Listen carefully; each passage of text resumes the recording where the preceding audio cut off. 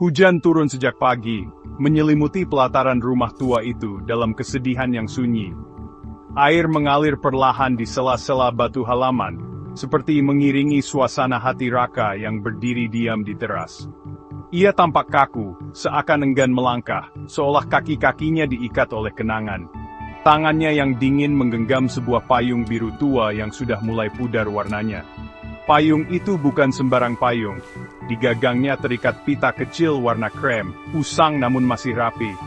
Payung itu milik ibunya, warisan yang tampak remeh tapi mengandung ribuan kenangan.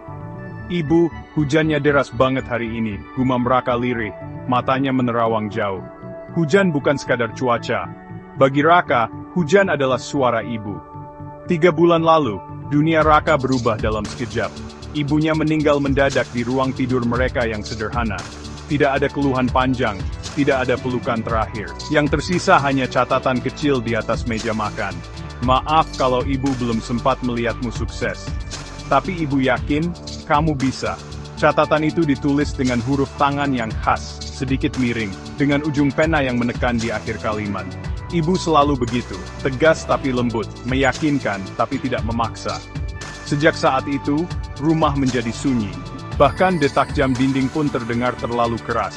Dapur tak lagi beraroma masakan kesukaan Raka. Tak ada lagi suara langkah kaki ibu di pagi hari, atau suara batuk kecilnya saat malam. Hari ini adalah hari ke-7 sejak kepergian ibu. Sebuah hari penting dalam tradisi keluarga mereka. Raka telah bersiap sejak pagi. Ia mengenakan kemeja abu-abu tua, warna yang sering dipilih ibu untuknya. Rambutnya disisir rapi, meski sedikit basah karena embun. Di tangannya selain payung, ada sebuket bunga krisan putih yang ia beli di pasar tadi pagi. Ia tiba di makam saat hujan mulai deras.